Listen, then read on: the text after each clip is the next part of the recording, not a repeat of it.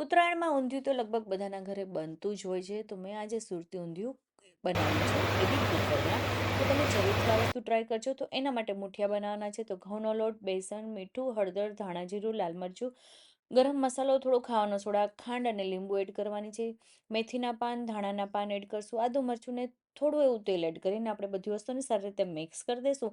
એટલે પાણીની જરૂર નહીં પડે. અગર જરૂર પડે તો થોડું એવું પાણી એડ કરીને બધી વસ્તુ મિક્સ કરશું ને આ રીતે એના મુઠિયા તૈયાર કરશું. અને પછી આપણે ગરમ તેલની અંદર આપણે આ વસ્તુઓને મુઠિયાને ફ્રાય કરી લેવાના છે. અહીંયા તમે મુઠિયાનો કોઈ બી શેપ તમારા ચોઈસ પ્રમાણે તમે એને આપી શકો છો. તો આપણા અહીંયા ગોલ્ડન બ્રાઉન જેવા મુઠિયા થાય એટલે રેડી થઈ જશે. સાઈડમાં કરી લેશું. ને અહીંયા મેં વેજીટેબલ્સ લીધા છે. રીંગણ, પાપડી, કેળા છે અને સૂરણ છે, બટાકું છે અને સાથે હતા સ્વીટ પોટેટો, તુવેર અને પાપડી હતી. એ બધી વસ્તુઓ લઈ લીધી છે. હવે એક પછી એક વસ્તુઓને આપણે અહીંયા કંદ છે એ બધા તળી લેવાના છે. તો સૌથી પહેલાં મેં સૂરણને તળ્યું હતું. એ લગભગ 80થી 90% પાકી છે એટલું તળવાનું છે.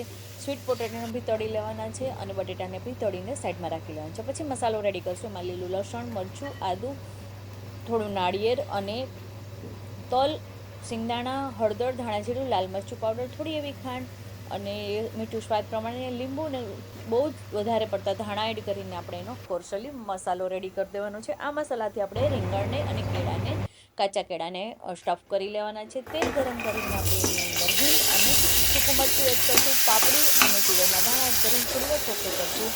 આ બેના સ્વાદ જેટલું જ મીઠું એડ કરવાનું છે. બાકી જે સૂરણને આપણે તળેલા શાકભાજી હતા એની અંદર મેં સ્ટફિંગવાળો મસાલો એડ કરી દીધો હતો. એને કોટ કરીને રાખી દીધા હતા. એ એડ કરીએ છીએ કાચા કેળા, રીંગણ અને આપણે અહીંયા મુઠિયાને બી ઉપર રાખી દેવાનું છે. આવી રીતે લેયર કરી દેવાનું છે. બાકી વધેલો મસાલો ઉપર રાખી દેવાનો છે. થોડું પાણી એડ કરીને આપણે અહીંયા એક વિસલ માટે જ આપણે અહીંયા એને કૂક કરવાનું છે. જરૂર લાગે તો જ 2 વિસલ, નહીં તો એક વિસલમાં બની જ જશે.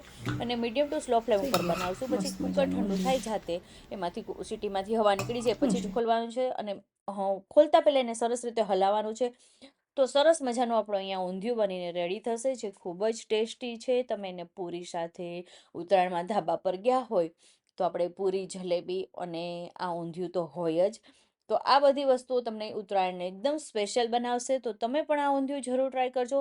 અને આપણે આ ઊંધિયું ઓછા તેલમાં જ બનાવ્યું છે અને ખુલ્લું નથી બનાવ્યું. જો ખુલ્લું દે તો વાર લાગત, પણ જો તમે કુકરમાં બનાવશો તો ખૂબ જ ઝડપથી અને સરસ રીતે આ ઊંધિયું બનીને રેડી થઈ જશે. તો તમે પણ ચોક્કસ ટ્રાય કરજો. બધા વેજીટેબલ્સની અંદર સ્ટફિંગ મસાલાનો ટેસ્ટ ખૂબ જ સરસ બેસી જશે. અને ઉપરથી થોડા ધાણા એડ કરીને ગરમા ગરમ સર્વ કરજો. Thank you for watching.